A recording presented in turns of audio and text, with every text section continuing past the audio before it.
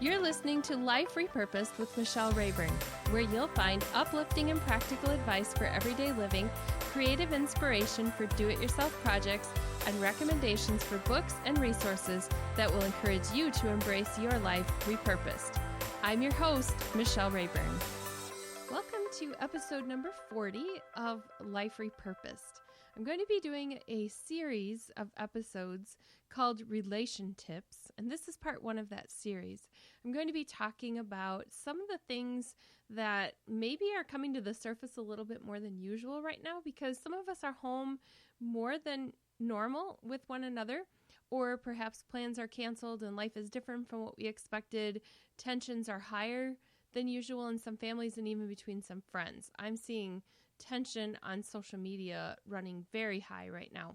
So this is a series of short programs to help you deal with some things that are going on in your everyday life, practical tips for how we can get along. And so in this part one on relation tips, I'm going to be talking about 4 little words that we can change. A trip around social media will make it quite obvious that people are frustrated, angry, disappointed, and sad. And actually, I'm sad when I read the posts. And as I'm working on editing a book for couples that will be coming out later this year, relationships are on my mind. And I realized it isn't only marriages that need help. Many friendships and parent-child relationships could use some help too. I'm coming at this not from somebody who has perfected anything, but somebody who's coming alongside and saying, this is what I'm working on too. And so this is a reminder for us to just together work on our relationships and working on making them stronger in the middle of some stressful times. I want to talk this time about 4 little words that are oh so tempting to say, but can be so destructive in a relationship. I want to say them often. I like to be right. I like to win arguments. And I'm not proud of that. That is something in my personality that I've been working on. I'll tell you what the 4 little words are shortly, but let's set this up a little. I want you to imagine that you have an adult child, and perhaps this child still lives at home with you part-time, maybe not. Maybe they're at home right now and they would normally be at their own place, but with school being canceled, maybe your college student is home. You can set that up in your mind however you want the scenario to play out. But they have a car, and let's imagine that it costs them almost all of their life savings to purchase this car. You've reminded them numerous times that they need to check the oil and take care of it, get the tires rotated, all that kind of stuff. And you also know that doesn't always happen. And one day you get a phone call, the phone call that you knew was going to be coming. And it goes something like this. Hey, Mom, I'm stuck on the side of Interstate 94 in 6 lanes of traffic. My car died and I have about 8 minutes left before my phone dies too. So what do I do? Okay, freeze frame here. This little voice pops up in your mind. And you've been talking about maintenance, and you've reminded this child recently that leaving without a phone charger makes no sense when there are 42 billion of them on the kitchen counter at home, several in the junk drawer, and yet there's never one in the car. Okay, back to reality. Oh, honey, what happened? I don't know. It started clanking, and then the engine light came on, and now it's dead. Okay, even I know the signs of a blown engine.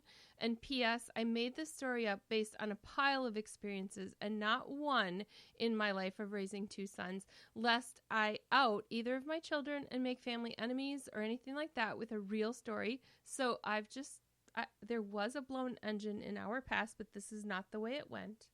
Now we get to what the words are that are right there behind your teeth waiting to come out. See, they've made it from your brain to your throat and to the tip of your tongue, and you just want to spit them out. What are they? I told you so. These are the words that can be so destructive and can break a relationship, and yet they are words that come out of my mouth a lot, or they are right there and I have to bite and swallow to keep them back.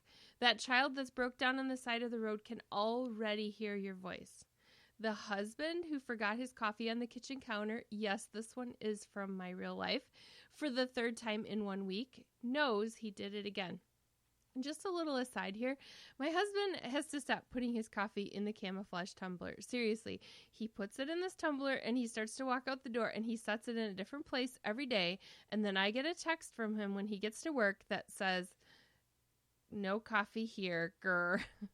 And so I put it in the fridge if I can find it. But today I actually hunted all over the house and I couldn't find it. And then later I found it in one spot. And I think it's just because it is the camouflage mug. So anyway, all asides there, that one is from real life. And I am tempted in those situations to say, I told you so, because I have lectured, and I shouldn't lecture, but I've lectured to my husband about ways of finding, solutions for how you can be perfect like me. Okay, no, that's how it comes out exactly. But I have told him, you could come up with some ways to remember your coffee and remember your phone and remember your wallet and all those things.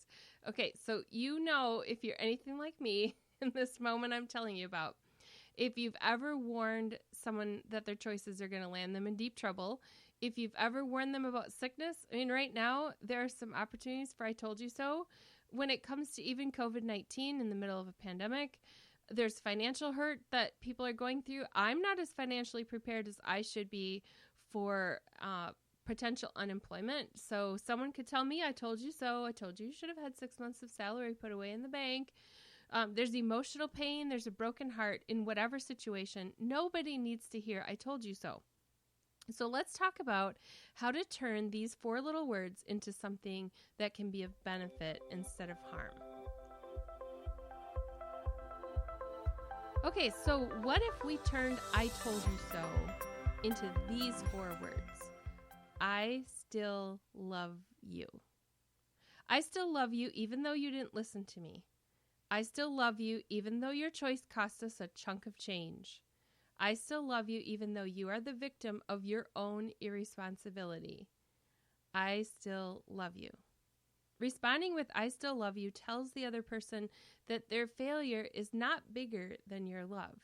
It tells them there are no conditions on your love, and it reassures them that they are still valuable. My husband has fallen for some absolute scams when it comes to purchasing used cars. Even when my gut says, no way, no way. I've told him you don't need to drive across a couple of states to get a car and then get there and realize this thing is junk. No, his gut says go for it, so he'll just do it. And I haven't always been in the right frame of mind when I respond when that car breaks down and it costs us money or it needs parts shortly after. And so I'm also learning how to respond with, I still love you. And I still love him with all my heart. But there might be some times as I'm practicing where when I say I still love you, it's through gritted teeth. Like, I still love you, okay? Saying I told you so is like chanting and saying, you were wrong, over and over. Now, it's just annoying when I even let that come out of my mouth right now. So I told you so is like saying that. It might make me feel powerful for a moment to stand there with my folded arms and my bossy look and say, I told you so. But it breaks the relationship and it makes the other person feel small. Saying I love you takes practice, and it isn't my first and natural response, but I am working on a different response when I want to say I told you so. I just had another opportunity recently with a family member, and I wanted to say it, and I did not. And, it maybe came out in a half of an I told you so. So I'm working on it. The other thing to note is that nonverbals send the message loud and clear too. So it isn't just the 4 little words. The sighing and the looks of disapproval and the rolling eyes and the folded arms and all those things also say, I told you so. So even if I'm practicing not saying it, I also have to practice not saying it with my body. And so my posture and everything has to be different. If you're practicing saying, I still love you, or you're ready to practice saying it, I want to share a little resource with you before I leave you today. The best resource I can think of to give you is an example from someone who depicts perfect love, and that is Jesus. And so rather than a source on the web, we're going to go to the Bible for some inspiration as a resource for an example of why I told you so is something that isn't in Jesus's vocabulary. So Peter was a close friend of Jesus. He was one of the disciples, and his story is told all through the Gospels. And there's a story in Matthew 26 in verse 31 through 35 where Jesus was walking with his disciples, and this is right before Jesus would be arrested and put on trial and then crucified. And he's having this conversation. I just want to read to you a little bit from that passage in Matthew 26. It says, "On the way, Jesus told them, 'Tonight, all of you will desert me. For the scriptures say, God will strike the shepherd, and the sheep of the flock will be scattered. But after I have been raised from the dead, I will go ahead of you to Galilee and meet you there.' Peter declared, 'If everyone else deserts you, I will never desert you.' And Jesus replied, 'I tell you the truth, Peter, this very night before the rooster crows, you will deny 3 times that you even know me.' 'No,' Peter insisted. 'Even if I have to die with you, I will never deny you.' And all the other disciples vowed the same." So here are the best friends of Jesus. They're all promising, "I will never desert you. I'll die with you. I'll never desert you." So shortly after, in the same passage, the same night, after Jesus is arrested and now he's inside and he's being flogged and questioned, Peter is outside in the courtyard hanging out and trying to be inconspicuous. And somebody asks him some questions about, "Who are you and weren't you with this guy?" So continuing in the same passage in verse 69 of Matthew 26, it says, "Meanwhile, Peter was sitting outside in the courtyard. A servant girl came over and said to him, 'You were one of those with Jesus the Galilean.' But Peter denied it in front of everyone. 'I don't know what you're talking about,' he said. Later, out by the gate, another servant girl noticed him and said to those standing around, 'This man was with Jesus of Nazareth.' Again, Peter denied it, this time with an oath. 'I don't even know the man,' he said.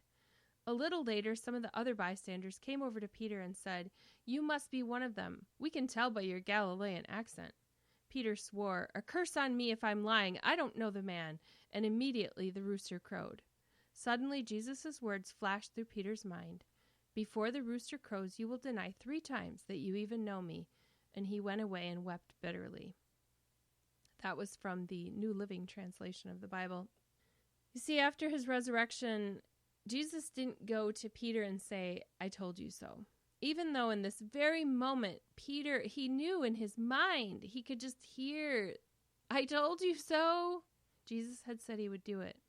Instead, Jesus went to Peter, he went to the other disciples, and he restored his relationship with them. And this example is something that I will forever need to practice. But every time I hold back the "I told you so" and express love instead, it builds a relationship with someone else, and it chips away at my own pride. And one of the things that Jesus did was he used Peter as someone who had launched the New Testament church. He built a ministry that it would be his legacy on earth, the Christian church. And Peter was the one that had so much to do with that. And so even though he had this moment of failure, Jesus didn't stop loving him, and he didn't stop trusting him with ministry. So each of us has been given a ministry to do, and there are people that we need to build relationships with. They need love.